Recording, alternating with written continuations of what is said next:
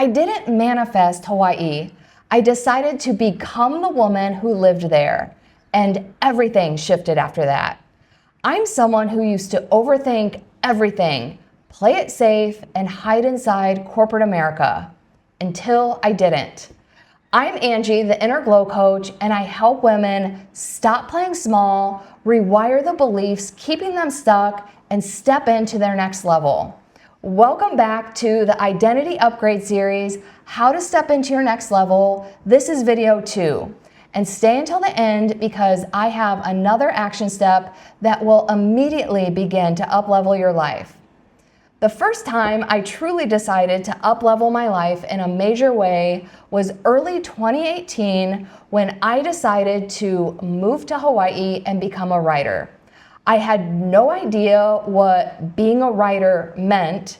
I had just completed the Second City Chicago sketch comedy writing program, and it culminated in a show that was performed on the Second City stage that was written and produced by my graduating class.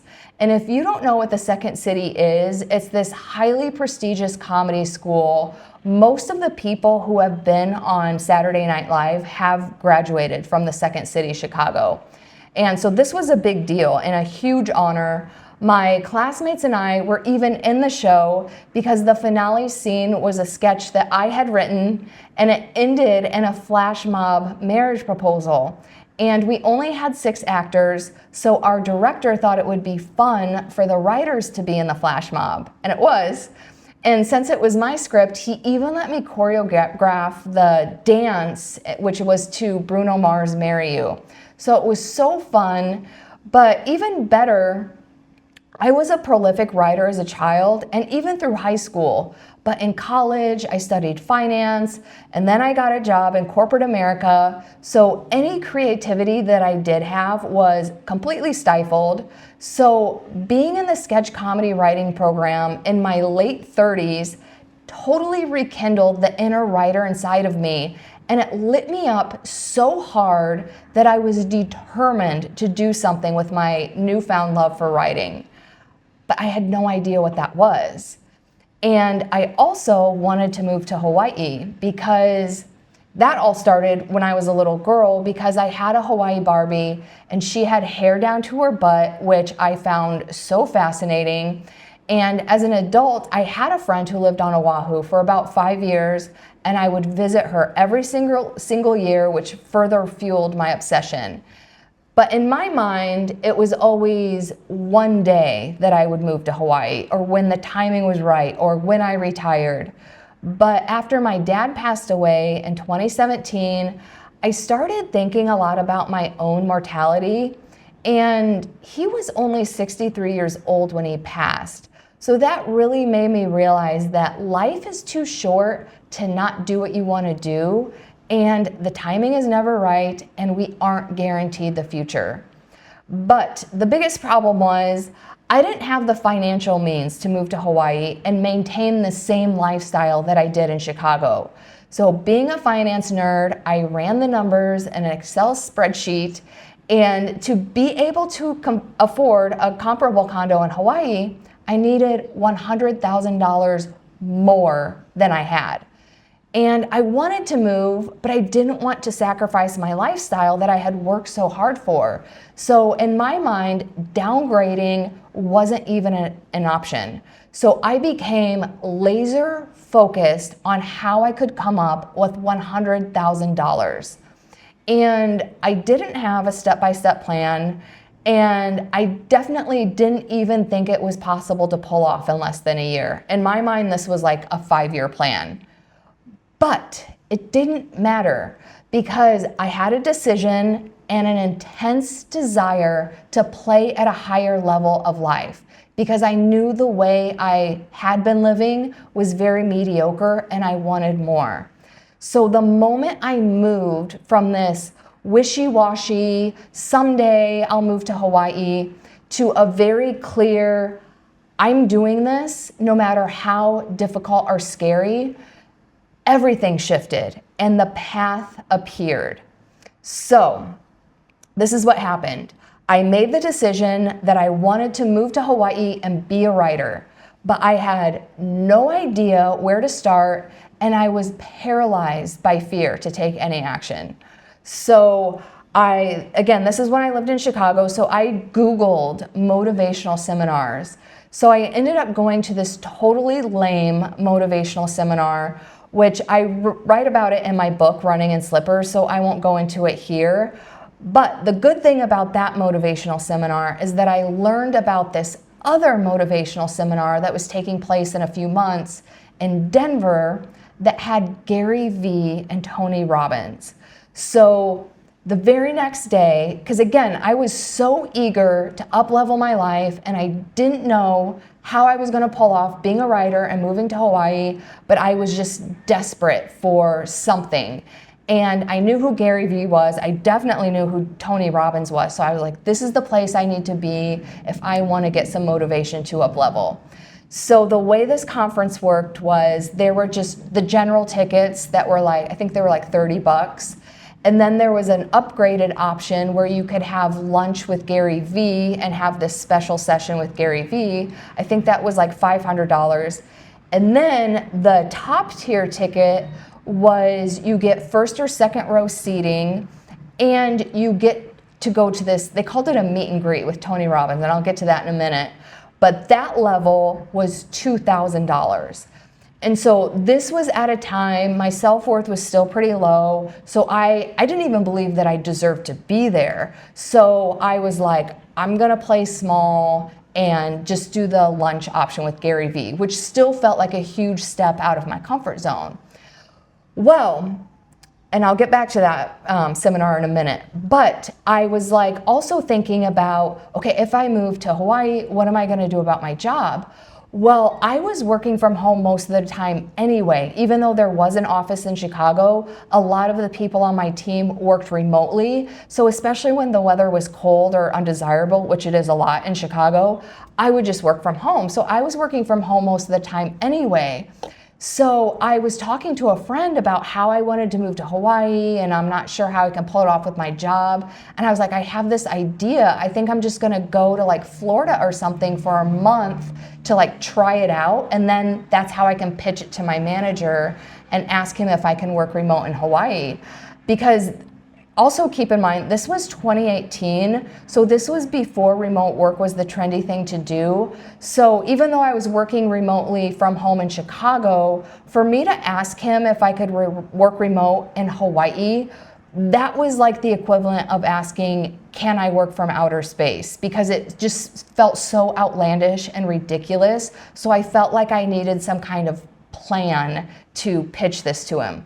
Well, my friend that I told this to, her and her husband owned a rental condo in Destin, Florida, and she was like, hey, if you want to stay in our condo, we can give you a good rate or whatever. So I went to Florida for a month to test out this idea. And not only did that go very well, but when I was in Florida, one morning I woke up and I had this intuition hit to upgrade my tickets to the Tony Robbins meet and greet. And initially, this was back when I didn't trust my intuition. So initially I just brushed it off. I'm like, no. And then like a few days later, I woke up again and it was like beating me over the head, like upgrade your ticket, upgrade your ticket. And I remember I called to upgrade my ticket and I felt like such an imposter. I'm like, this lady on the other end probably realized what a fraud I am and how undeserving I am to be there. But I upgraded the ticket, and a few months later, I did go to the seminar in Denver, which was totally scary. It's so funny because me now, I would go to one of those things immediately and easily drop $2,000 on it. But back then it was so terrifying, but I had such an amazing time. And I did get to meet Tony Robbins. It was such a joke though, because it was marketed as a meet and greet, but they were basically just ushering people through to shake his hand and get their pictures taken, which honestly, I was not even disappointed because I got to meet him and shake his hand, but it wasn't even about that. It was about, I did the thing. I was playing at a higher level. So I came home from that trip in Denver, because it was just for the weekend, absolutely delusional with motivation. So The first thing I did, I called a realtor, and with outward confidence and inward imposter syndrome, I told her, I was like, hey, I'm moving to Hawaii later this year. And I gave her my budget that was the elusive $100,000 over my actual budget. But again, totally confidently, I'm like, yep, I'm moving later this year. This is my budget. And then she set me up on her, you know how they put you in their system so that you automatically get emails with properties that match your criteria. And I felt delusional, but I was like, if I'm gonna be delusional, I might as well go all in. And then the other thing I did, I asked my manager if I could work remotely in Hawaii. And again, it was so outlandish of a request back then that I had crystal clear visions of him firing me on the spot for being such a dumb. But it was the risk I was willing to take. And if he said no, I was bent on finding a job that would let me work remotely in Hawaii. But he said yes. He was like, I don't care where you are as long as you get your job done. But then I froze because now I had all this freedom to actually do what I wanted.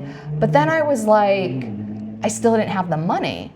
So over the next few months, I expanded even more in my focus and desire. And again, I had no backup plan. I'm like, I'm doing this no matter what. And the path started opening up in ways I had never even imagined. So the first thing that happened, I received an unexpected and larger than usual raise and bonus at work. And I don't even think this came with a promotion. It was just like, hey, you're doing a great job. Or maybe it did. I don't even remember. But that's the other interesting thing, because I was afraid I was going to get fired on the spot, but I actually think my manager respected me more for being so bold and audacious. And there were other people at work that I think respected me more because they were like, wow, like that's like a really bold move, and they thought it was really cool.